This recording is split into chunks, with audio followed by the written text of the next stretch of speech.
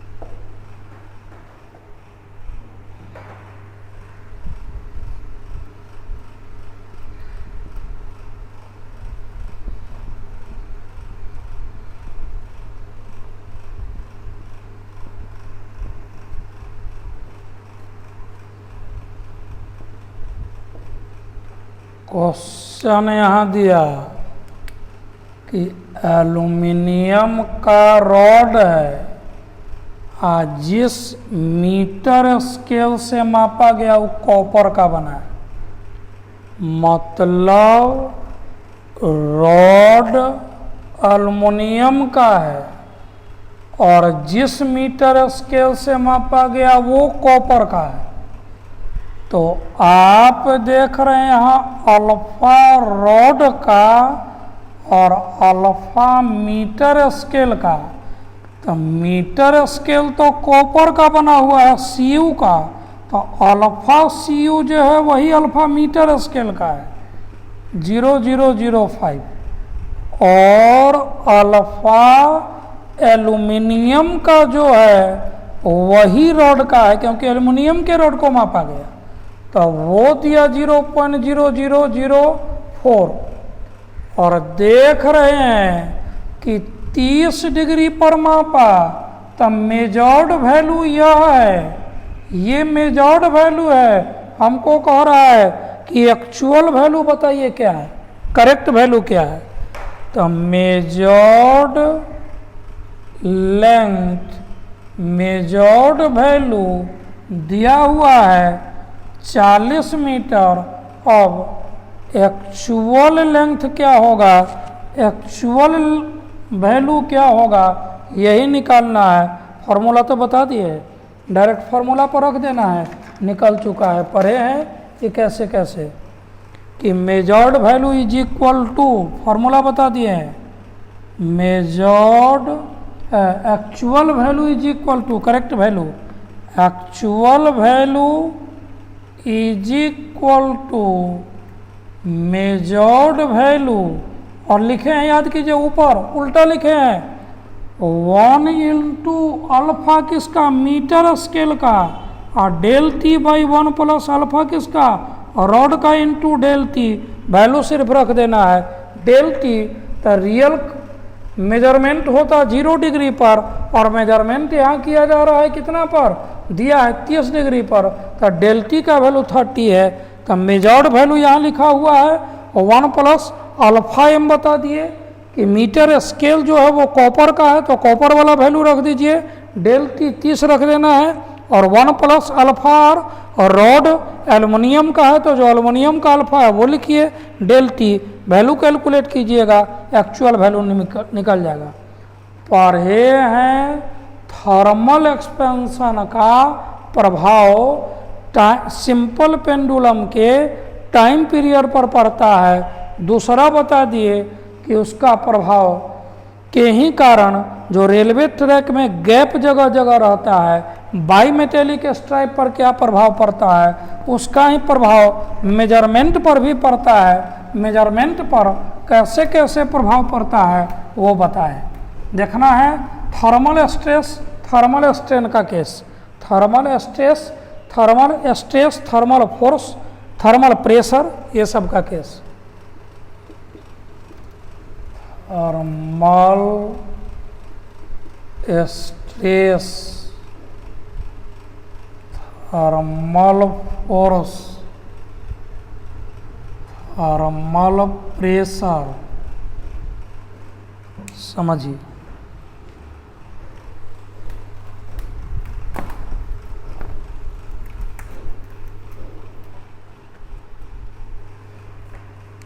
एक रॉड है और इसको गर्म किया जा रहा है, तो गर्म करने से क्या होगा, लंबाई बढ़ेगा।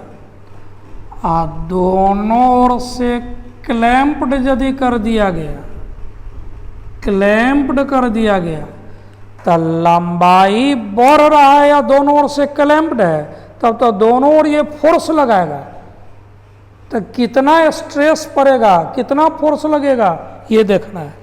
लेकिन यदि दोनों ओर से क्लैंप्ड नहीं रहे तब स्ट्रेस नहीं, तब तो फ्री एक्सपेंशन होगा।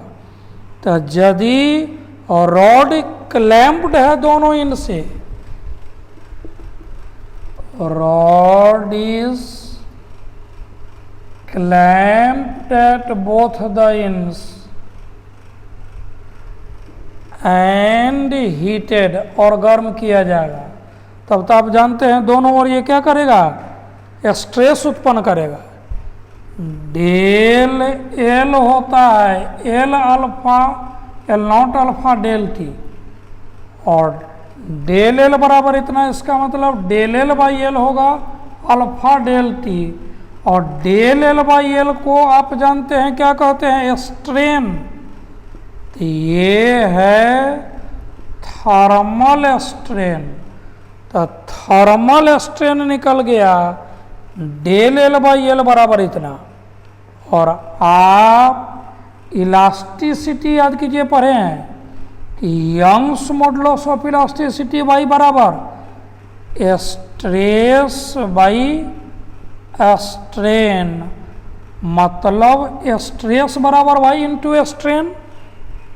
तो स्ट्रेस बराबर होता है वाई इंटू स्ट्रेन। तो यहाँ कौन सा स्ट्रेस होगा, थर्मल स्ट्रेस बराबर वाई इंटू थर्मल स्ट्रेन। तो थर्मल स्ट्रेस का फॉर्मूला मिलेगा वाई इंटू थर्मल स्ट्रेन, तो यहाँ सामने में है अल्फा डेल टी। तो थर्मल स्ट्रेस कितना हुआ वो बता दिए, जहाँ Y Young's modulus of elasticity है, यंग्स मॉडुलस ऑफ इलास्टिसिटी है। और बताएं कि ये थर्मल स्ट्रेस है और स्ट्रेस फोर्स पर यूनिट एरिया को कहते हैं, इसलिए आप इसको थर्मल प्रेशर भी कह सकते हैं। और आप जानते हैं ये तो है फोर्स पर unit area Y alpha del t. तो फोर्स बराबर Y A alpha del t. तो गर्म करेंगे तो दोनों इन पर फोर्स कितना लगेगा उसका वैल्यू निकल गया, एफ हो गया थर्मल फोर्स। तो जब हम लोग गर्म करेंगे तो दोनों इंट जो क्लैम्प्ड है उस पर कितना फोर्स लगेगा वो बता दिए।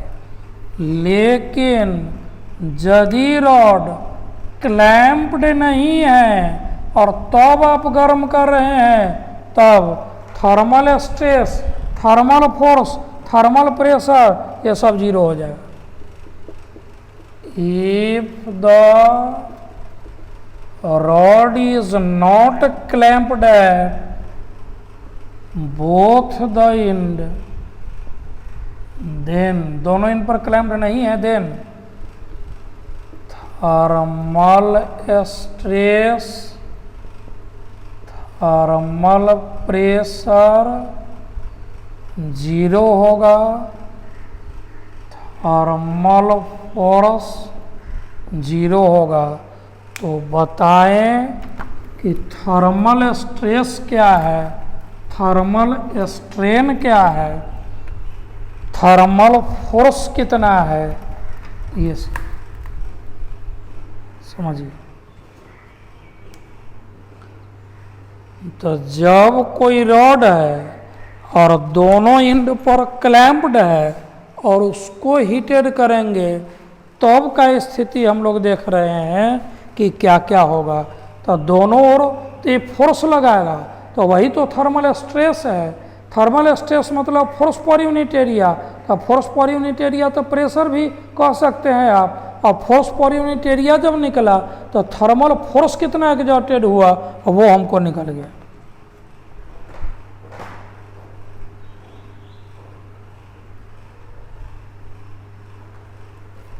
देखना है।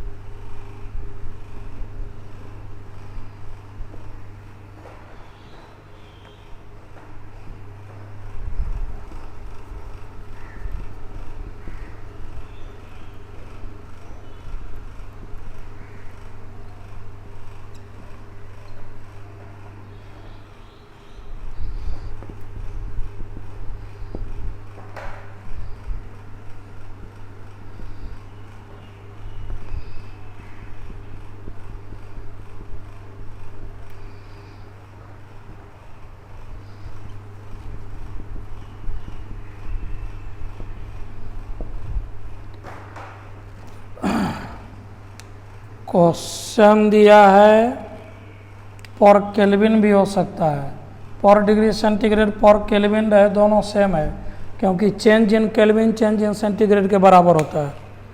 क्वेश्चन दिया स्टील का रॉड है, उसके लंबाई को नहीं बढ़ने देना है, तो कितना फोर्स लगाना पड़ेगा?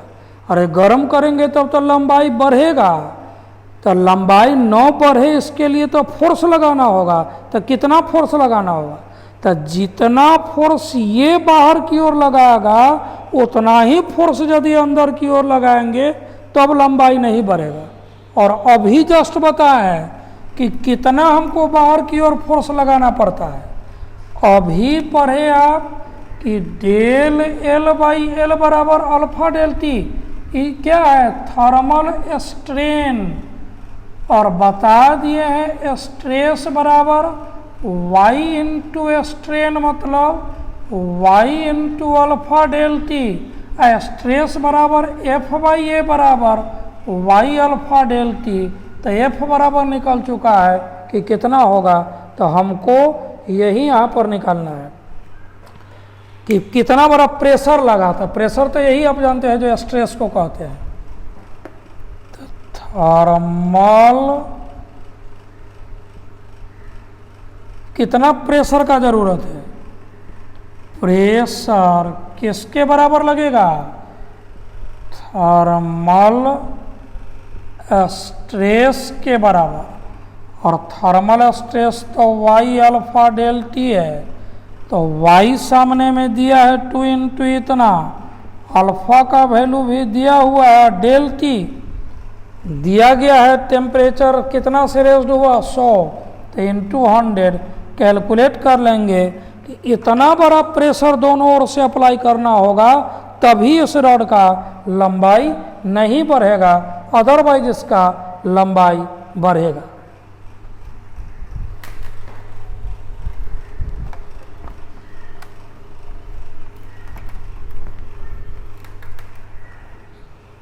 दिया है